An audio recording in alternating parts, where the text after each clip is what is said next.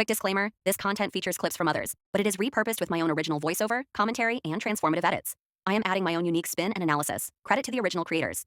I got pregnant at 14 and at the same time as my mom. Okay, friend, let's hear it. Man, I realized I never did a story time. So let's do a story time on how I was 14 and pregnant and how my mama found out. Part 1. Back in like 2015, 2016, me and my sister, we would always like had a block jumping. Like everybody knew. Sanaya and Destiny's house, that's the spot. Like we about to go over there and it's about to be jumping, baby. It was like the club. Like you need $5 to get in this bitch. We had the block jumping. Everybody was like, we going to Sanaya house. Everybody like, we gonna be at Sanaya and Destiny house. We going over there. So we already knew what it was, like everybody, but at the same time it was like we was the only females in the neighborhood that was like outside, if Okay. that makes sense. A lot of the other females is like they was put up. It's like we was the only ones that knew everybody. Well, really it was my sister that knew about everybody, y'all, because back then, like even still now, I don't really like talk to people. Like I don't put myself out there. I'm not really a people's person, so I will always know people through my sister. Everybody sitting at our house, everybody know that's what's up. They mama got the snacks, she gonna feed y'all a plate, we going over there. So anyways, y'all, she ended up getting her with this dude, and he had a friend, cousin, I don't know what they are, I forget, but that's how we end up meeting. And this is when I lost my virginity. So she started messing around with this dude, and the dude was like, oh, she got a sister, but she in Vegas now. But when she come back, it's up and it's stuck, y'all. Red flag. I was in Vegas with my daddy because that's where I would go every summer. So we would just talk on the phone. It was so awkward for me because I'm like, it was basically like my sister was hooking us up. Like it was like a, it was like a weird ass dating situation going on, because I don't even know what this man looked like. He don't know what I look like. He claimed that he seen pictures of me, but this was like back then, y'all. We wasn't doing no FaceTime. We wasn't doing none of that. So I was just talking to him on the phone while I'm in Vegas, and it was almost time for me to come back.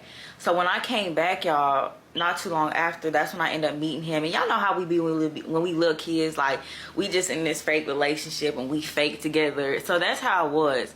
My mama would allow me and my sister to like sit outside on the porch with like everybody. Most of the people we hung out with were guys, because that's what mostly what was on the block in the neighborhood. And I miss those days, y'all, where everybody was just outside and everybody was just cool with everybody. You was playing boys versus girls, or you was just, you feel me, just chilling. Nobody does that anymore. Don't nobody go outside and just link up with the neighbors and just be kicking it. But anyways, y'all, what was I saying? And y'all, when my mama would leave, and don't act like y'all didn't used to do this, when we would get out of school, y'all, my mama would still be at work. We got out of school at like 2:30, get home maybe 2:30, and my mama would get home at like 4:30. So we like, oh, we got some time, y'all. We will always have them come in the house while my mama was gone. Oh, wow. And she had an alarm on the door, so like we would know what was up. Like we would try to get them out the house before my mama pulled up. But y'all know sometimes we lose track of time. We being hot and we not worried about it. So we would know like if my mama was to come, because we would hear that doo doo front door, like that shit with front door. So we already knew what time it was. Y'all, it would be a couple times where like our mom would be pulling up and was like, oh shit, fuck. Because my sister's window, she had her window, it was facing towards the driveway. So she could look out her window and see if my mom was pulling up. My room was towards the back of the house, so I couldn't see when my mom was pulling up. So we would get the scrambling, motherfuckers pulling up pants, start putting on shirts, trying to get shoes and shit, y'all. And they had to jump out my window. Oh, hell nah. Because my window was going towards the back door. So they will always be like scrapping, trying to find their pieces, y'all. And niggas is jumping out windows and halfway dressed, jumping over gates. But anyways, y'all, so that was when I lost my virginity, doing something I didn't have no business doing. And honestly, y'all, to this day, I feel like had I not been like doing stuff with my sister, and it wasn't like oh, I got my cousin for you, or I got my friend, I would have never lost my virginity, y'all. Girl, bye. Because I didn't even know that there was a hole down there. So I was literally like, just being young and dumb, I was just like, oh, he's gonna like me if I do this, or this is the right thing to do if this is your boyfriend. Bitch. What is the one thing a friend has to do to get cut off by you? I'll go first. So it was one girl in college that I really hit it off with. We became really close really fast. We had the same friend group. We were around the same people all the time. Everyone got along just right. Oh, this is gonna be good. And in college, I was really, really involved. I was an ambassador, I was in AITP, I was in NAACP, I was in BSU, LSU, not this one. She was involved just like me, but she wasn't in the same involvement groups that I was in. So as I started getting involved in these groups, obviously the more events that happened on campus and the more involved that I was in, I didn't want her to feel abandonment, so I wanted to bring her with me as much as possible.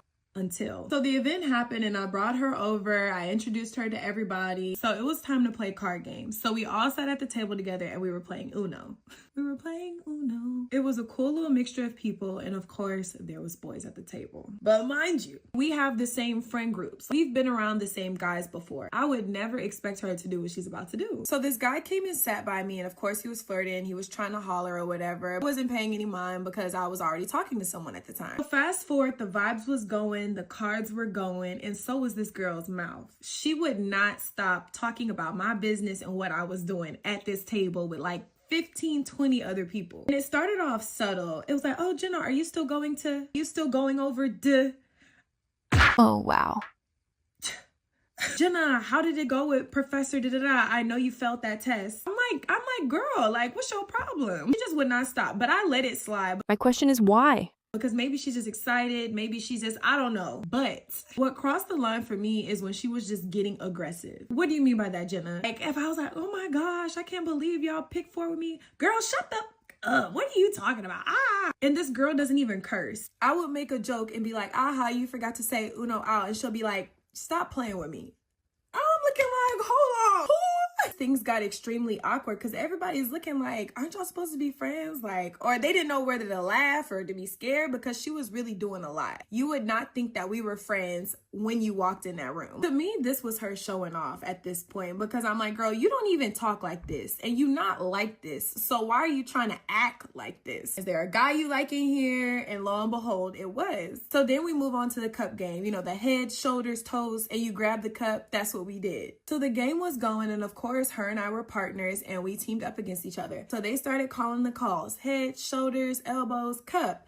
And I lost, she won because she grabbed the cup before me, obviously. And when I tell y'all, this girl got in my face, yeah, get it, yeah. But she was overdoing it. She was spitting in my face. Like, that's how bad it was. It was to a point where our homeboys was like, whoa, like, y'all good, like, what's up? It was so awkward. I was like, yeah, are you good? Like, what's up? Girl, I was just playing with you. What you mean? And I'm like, no. And at this point, I'm like, nah, you was playing. We were at Uno. You was telling my business. You was playing at Uno when you was embarrassing me in front of these guys. You were playing in my face when you got in my face. Like, it's all these I'm playing. When in reality, you've never played like this with the 1.5 years we've been friends. So what's really going on? Y'all, by the end of that night, everybody knew who I was talking to, what classes I was failing, where I lived, what I was crying about last week. Like, everybody knew my business because of this girl. And I was like, wow. Like, I was baffled, flabbergasted, discombobulated, and combusted. Mind you, there was no alcohol at this event. So she was not acting like this because she was tipsy. This was a school-funded organization event. There was no alcohol. So we get in the car and she tries to act normal. Like, this is the friend that I remember driving here with. Talking like she didn't just tell all of my business and embarrass me to the fullest at this event. At this point, I knew what she was doing. She liked a few guys in there. She was showing off. Like, I get it, but at the end of the day, that's not how you do that. Honestly, I wasn't even mad that she did all that. It was the fact that it came out in front of all these people and I felt like you did it on purpose. I was also shocked to know that this was a completely different side of you that I've never even met before. Even though we've been around guys together, we've been around the same friend group. I would never act like that around other people, and I would never act like that when you're introducing me to someone, especially at an event that you work at. I didn't completely cut her off. I definitely kept her at a distance, but I for sure would never and have never invited her to another event or brought her around anyone else because I just felt like that was too much. Because people, she didn't talk about my accomplishments or talk about anything else. She talked about everything that was happening bad in my life. And to me, you were waiting for the opportunity to say that. Y'all let me know. But until next time, peace, love, and applesauce.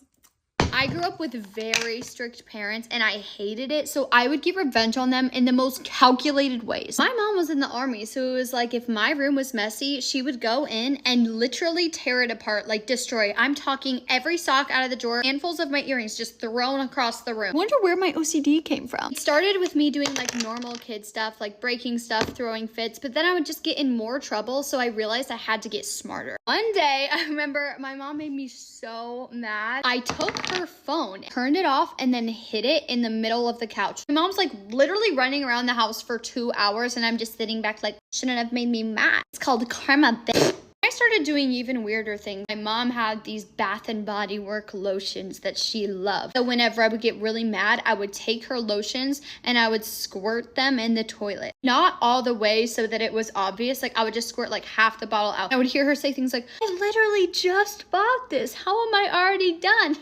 I would just do all these little tiny microaggressions. Like I would unscrew her mascara and leave it in her drawer so that it would dry out. Like who thinks of that? I told my therapist about it once and she told me that it was a way to get my power back because I grew up in a very authoritative house. Like it was rules over everything, rules over relationships. So I just had no power. It should be a lesson to strict parents. There are consequences.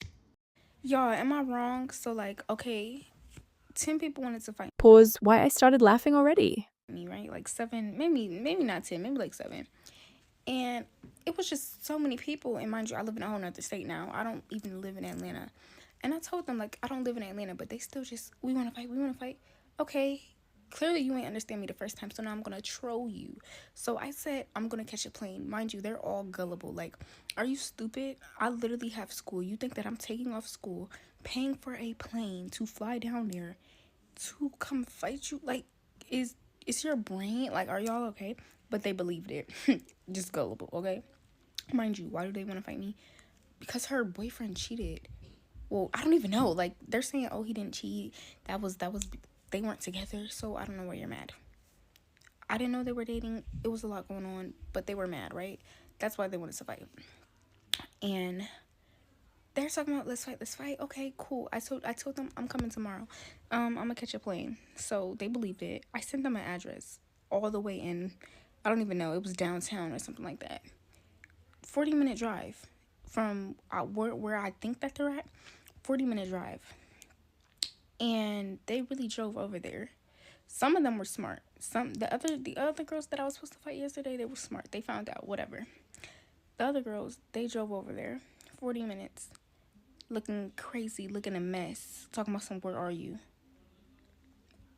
Not there, honey. I'm in my bed. Like, what you mean, where am I? Hey. Y'all, did I do too much? I don't know. Thanks for watching, and don't forget to subscribe and share this juicy story time.